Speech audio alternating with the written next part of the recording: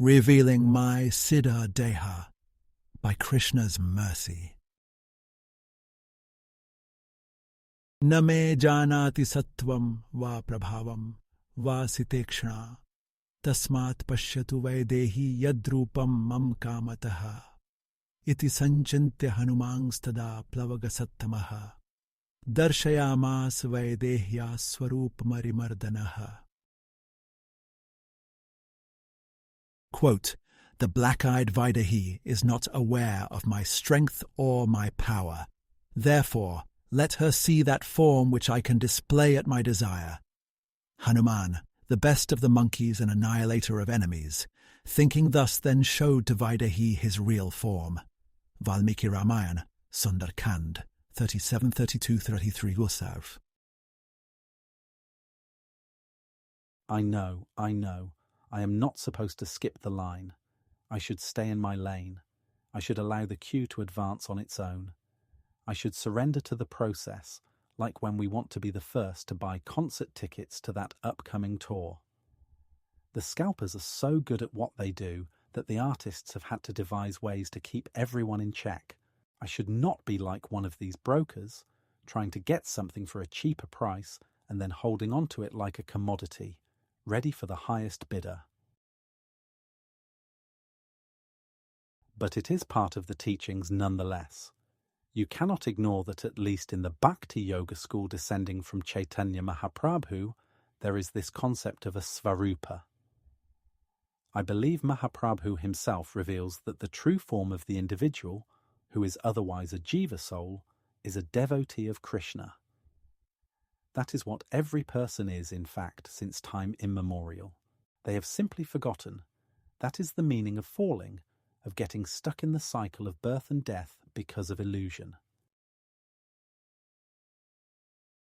Jiver Swarup Hai Krishner Nitya Das. Krishner Tatastha Shakti Bheda Bhed Prakash Suryansh Kiran Yeche Agnijwala Chai Swabhavik Krishner Tinaprakar Shakti Hayye. Quote, "It is the living entity's constitutional position to be an eternal servant of Krishna because he is the marginal energy of Krishna and a manifestation simultaneously one and different from the Lord, like a molecular particle of sunshine or fire. Krishna has three varieties of energy. Chaitanya Charitamrit, Madhya, 20, 108, 19. If our Svarupa is a servant of Krishna, then what is the harm in trying to know exactly what that form looks like? Tell us who we are in Goloka Vrindavan. What are we? A tree? A flower? A cow? Are we one of Krishna's dear cowherd friends, the ones who roam the pasturing grounds with him?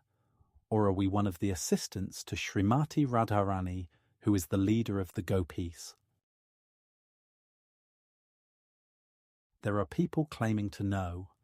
They live in sacred places like Radhakunda and Govardhan Hill. They say that they can reveal our Siddha Deha to us. On the other side, esteemed teachers strongly caution against this approach.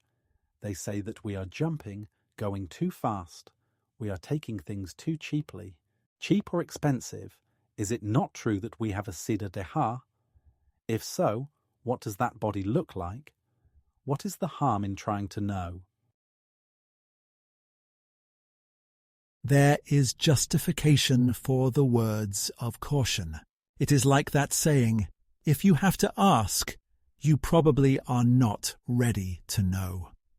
If you are so worried about what your eternal form might look like when you are liberated, then you are likely not taking the matter seriously. There is work to be done. There is work to put in. There is progress to be made. There is a reason that the recommended approach to a spiritual guide has the accompanying conditions of submissive inquiry and dedicated service. Tadvidhi pranipatena pariprashnena sevaya upadekshyanti te jnanam jnaninas tattvadarshinaha. Quote, "Just try to learn the truth by approaching a spiritual master. Inquire from him submissively and render service unto him. The self-realized soul can impart knowledge unto you because he has seen the truth." Lord Krishna, Bhagavad-gita 4:34. Consider the absence of these two vital factors. It is like someone breaking and entering in your home. You normally would welcome visitors. You follow the teachings of the Vedas in viewing the guest who arrives unexpectedly, Atiti, as a resident of the heavenly region checking in on you. You want to be as hospitable as you can. Offer a nice place to sit, give a refreshing beverage. Provide every kind of comfort, such that they will not regret having visited. The thief, the burglar, the bandit, or whatever you preferred term, has a similar interaction. They are approaching your home. They might step foot inside. The response from the homeowner is different, though. The supposed guest is actually an intruder. They are looking to take. They will not appreciate what they get either, since they have not paid the proper price. Neither are you willing to give up valuables to someone so degraded in morals and ethics. In the same way, when a person is eager to jump the line and head straight to the Siddha Deha pronouncement, it is like they have no respect for the process. Not for the teachers, not for the person worshipped by the teachers, not for the teachings themselves. We can look to someone like Sri Hanuman to understand the appropriate place for the Siddha Deha. Hanuman is a Vana, which is like a monkey, but not quite. It is also like a human, but not fully. Hanuman has the special ability to change his shape. He can do so whenever he desires. Hanuman does not exploit this ability. He does whatever is necessary to suit the objective at hand, which is always for furthering the interests of someone else. Hanuman even once contemplates showing his true self, which is referred to as Svarupa. He wants to do this only to give assurance to someone who is doubting out of fear. Sita Devi does not seem prepared to go along with Hanuman's plan. Hanuman suggests returning her to her husband, Sri Rama. Hanuman wants to end the distress immediately. He does not like seeing the princess of Vaidehi suffering in difficulty after having been taken to the island of Lanka against her will. That Svarupa was exceptionally large. Hanuman used it to cross the ocean in a single leap. At the same time, in paintings and physical objects of worship installed in temples, we see Hanuman in a diminutive stature. He is noticeably small in comparison to Sita, Rama, and Lakshman. This is by choice. Hanuman considers himself small and humble in front of the objects of worship, who are his life and soul. This begs the question. Just what is the Svarupa for someone like Hanuman? What would an esteemed Babaji say if Hanuman approached them?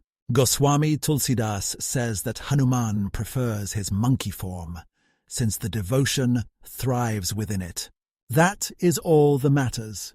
From where I stand today, in the form I currently occupy, I can look to be successful in my efforts to please the Supreme Personality of Godhead. In that respect, my body will no longer be considered material. Jehi sarir rati rama, son soi adarhin sujana, rudra deh taji, neh bas banar bhe Hanumana. Quote, an intelligent person has respect for the body which brings them attachment to Sri Rama. That is why Hanuman gave up his form of Rudra in order to be a Vana. Dohavali 142. In closing, in that situation small, but in potential tall, across the ocean to leap, similar plan to keep. Hanuman Svarupa to choose, only for doubts to remove. All blessings by him conferred, in that Vana form preferred.